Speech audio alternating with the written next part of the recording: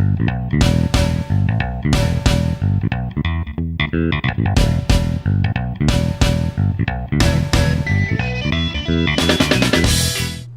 guys and gals, this is StuK with the E-25 Tier 7 German Premium Tank Destroyer, and this is a little bit different from the tank destroyers that I usually play. It is very fast, very agile, very fast rate of fire, and pretty much zero armor. So let's take a look at the stats. It has 830 hit points, weighs 26.7 tons with a 700 horsepower engine, top speed limit of 65 kilometers per hour. The hull traverse is 44 degrees per second, really good. Hull armor, not so good. 50 millimeters of armor on the front, 30 on the side, 30 on the back. It's not very armored at all. 360 meter view range and a 710 meter signal range. So it's really good with scouting if you want to. It's pretty fast. It's kind of like an ELC, but reload a lot faster and a very accurate cannon. So we'll take a look at the cannon. This is the 7.5 centimeter L70 that you get on a lot of the German tanks. 150 millimeters of average penetration, 135 average damage. Difference is this one has 0.3 accuracy and a 1.5 second aiming time with a 20 round per minute rate of fire. That means in my current setup the E-25 reloads in 2.5 seconds, which is autoloader kind of territory. But you don't have to wait for an entire magazine to get fitted in again. You just keep on firing. I do carry 8 rounds of premium ammunition just in case, but the E-25 gets special matchmaking. It does not meet Tier 9 tanks. The other Tier 7 tank destroyers, the Su-122-44 and the AT-15A, those two tank destroyers actually meet Tier 9 tanks, which is kind of unfortunate for the AT-15A. But the E-25 is pretty good. The kind of style of play that you use with the E-25 isn't the usual one I employ when playing tank destroyers, so it did take a little bit of time for me to acclimate to the E-25. It kind of looks like a cross between the Hetzer and the StuK. Not really anything with the Jagdpanzer IV, but the Hetzer, you can see the resemblance. There's kind of like a dome shaped on the front, but the armor is not good enough to bounce very many shots. It might bounce when it comes in at an extreme angle, but the kind of tanks that are shooting you are probably not going to bounce. You can see that the E-25, well, maybe not, but the E-25 is very low profile. If we take the Jagdpanther, which I have, much taller. Look at that. The profile of this thing is huge compared to the E-25. Look at that. The E-25 barely goes above this section here, so you can hide pretty well. There are certain bits of terrain that you can hide yourself in and not get shot.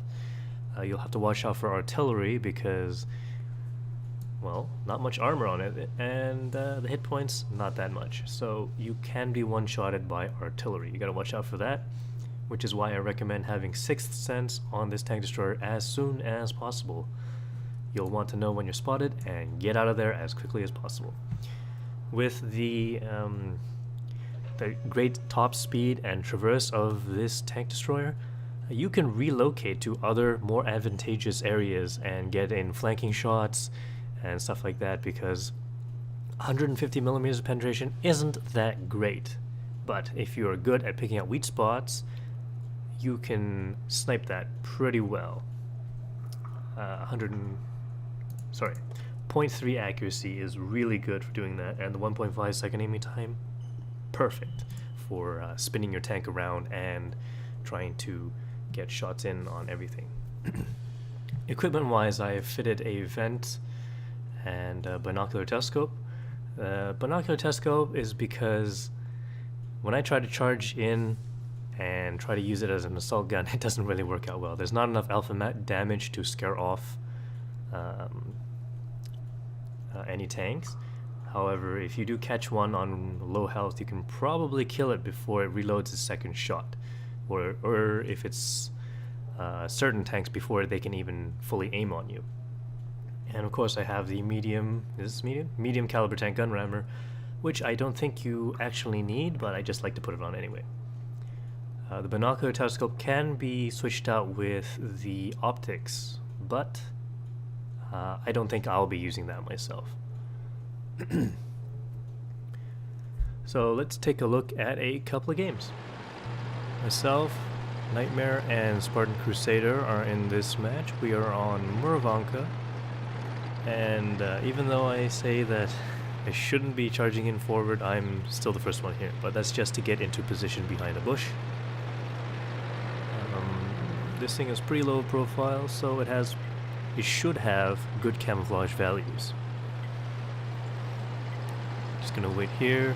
Spartan Crusader is going in for some spots. There's the T-21. And we'll just fire.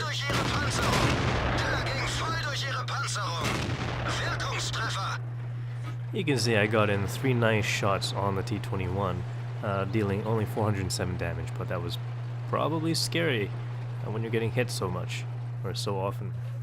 Here's a Porsche Tiger. A little bit more difficult to penetrate, so you'll have to aim at the commander's hatch from the front if you want to penetrate that. And if you're noticing that there's no silhouette, well, this is just a replay's fault. It doesn't really show up.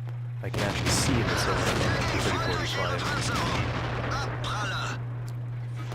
You can see there's also some bouncing involved here.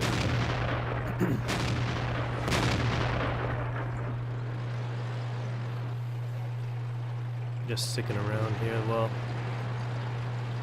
I'm gonna move forward a little bit.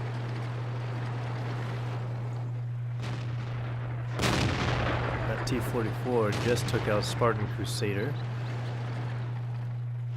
Not visible for me. Oh, that was one shot. When it drove between buildings, I could get shot.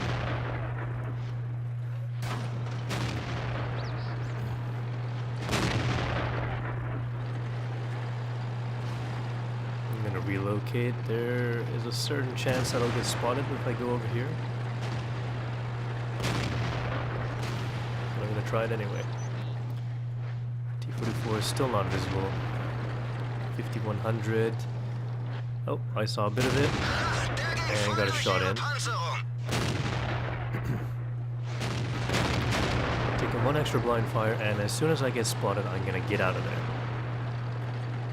Most of the time, tanks in this position are still exposed to cannon fire. However, the E-25 is pretty good at hiding itself.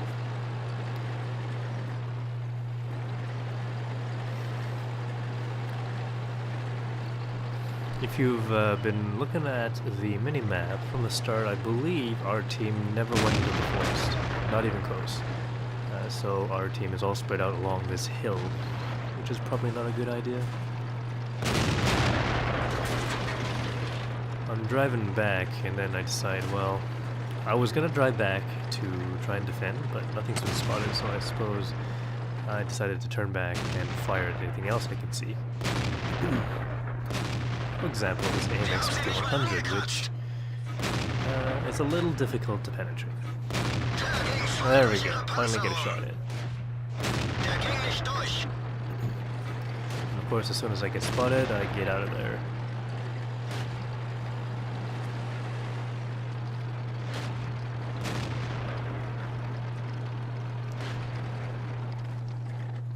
There is a KV-1S over there.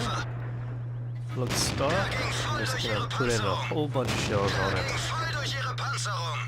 And I'm still firing in the last known position. But there's the KV-1S over there, so changing direction and almost killing the KV-1S.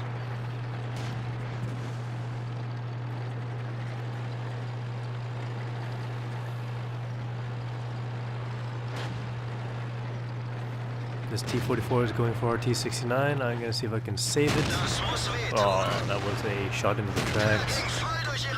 And one more shot in. I've been spotted. And now the incoming fire is increased, so not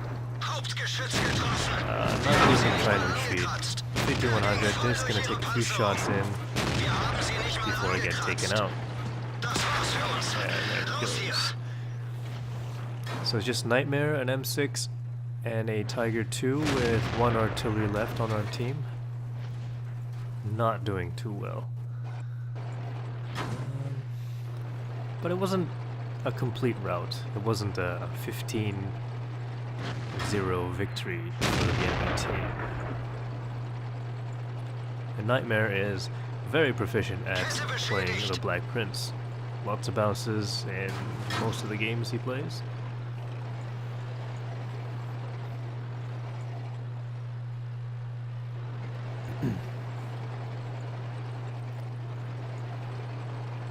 And we'll just speed this up for a little bit. You can see Nightmare is doing his best to defend the flag. Unfortunately, he is outnumbered. Of course, our Tiger II also outnumbered.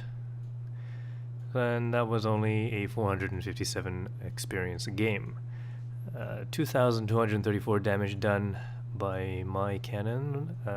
Nightmare did pretty well, and well, Spartan Crusader got taken out fairly early, so that was unfortunate. 33 shots fired, 26 hit, 19 penetrations. And that's what you can do with the E-25. Took a lot of damage. I actually bounced 1 shot, which is surprising, and 576 spawning damage. 43,900 credits earned on a premium account, non-premium 26,700, and seems pretty average to me. And we'll have another replay coming up. On the very next match, we get onto the map Swamp. It is the redesigned old map, also called Swamp. They never changed the name.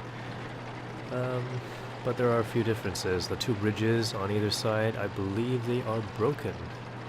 And here I am changing direction once again, trying to figure out where I'm going. Nightmare is having a little bit of a lag issue, so he'll be in the game shortly.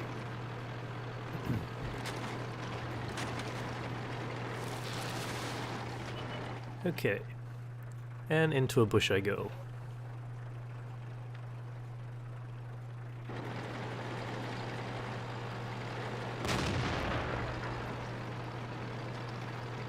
Relocating. I've just been spotted by a VK3001D. I think that's a light tank. So I'm going to move out of this position. I don't want the enemy to know exactly where I am. But I won't leave without trying to take a shot on that VK. However, there is a bit of terrain in the way. Now there's a T-29 and an IS in the swamp. I'm gonna see if I can take some shots on them.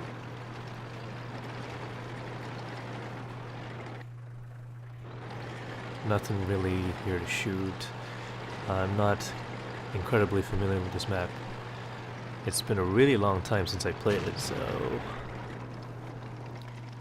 just popping around. Having a fast tank does help a little bit, and I'm firing blindly at the IS right now, hoping to hit something. There's another IS.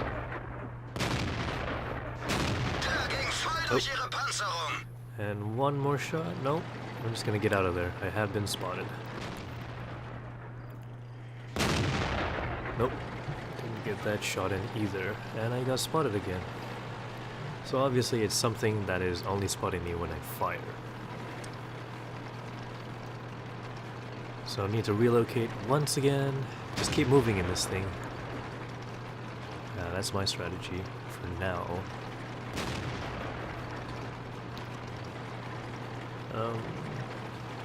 It's kind of helped me play the Hellcat a little bit better.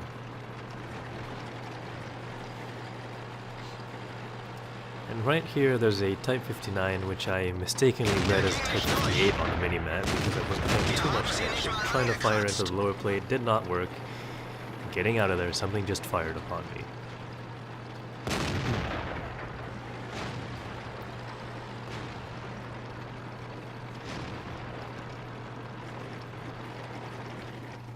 Spotted a tiger on full health.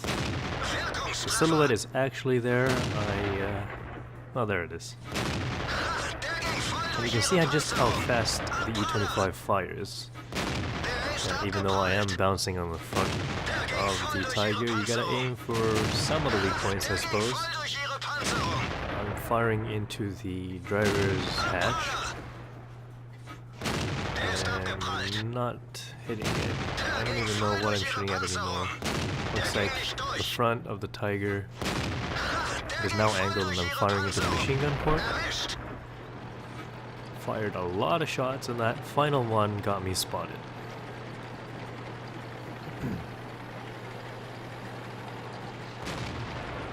Time to relocate. Spartan Crusader is in trouble, but I couldn't react in time to try to save him. And Type 59 is firing maybe at our super Pershing. Not sure.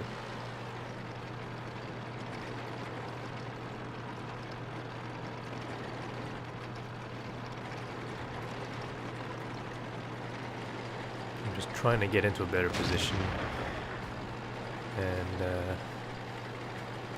it looked like that Type 59 went down the hill, and it like I was looking at it through this mountain. It looked like it went down the mountain. So I have switched to premium ammunition, and I'm going to try and take a few shots on it when it comes around this corner after Nightmare. But an AMX M4 1945 shows up. I quickly switched to my regular rounds, and but only managed to get one shot into the AMX, and I still get spotted. You can do a lot of ammunition management when you're in an E-25. You can just choose which kind of ammunition you want to shoot just before you shoot, because of its really fast reload time. You can just swap out rounds without losing too much of an advantage.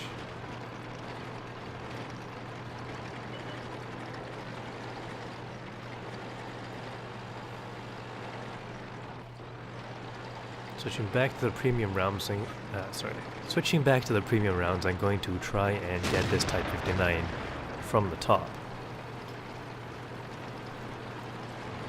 I get one shot in, and I couldn't get the second shot off. The Tiger got it in. And back to the regular rounds again. Another shot into the M4 1945. Another one.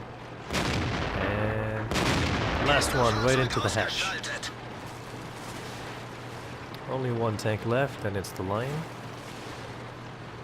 And you can see this E-25 is very mobile. It is pretty good at hunting down enemy tanks. Just make sure you are not spotted first. There's the enemy Lion, and I didn't take a shot there. I received 840 points of experience, and on the next page we can see that the platoon actually did what I expect a normal platoon to do. It's actually get in pretty close to each other. 26 shots fired, 23 of them hit, and only 14 penetrations. I did not take a single shot from an enemy tank. 47,900 credits earned on a premium account, non-premium 31,000. And that is pretty standard for an E-25 or a Tier 7 premium tank destroyer. Thanks for watching, and please press that like button and leave some comments. I'll see you in future videos.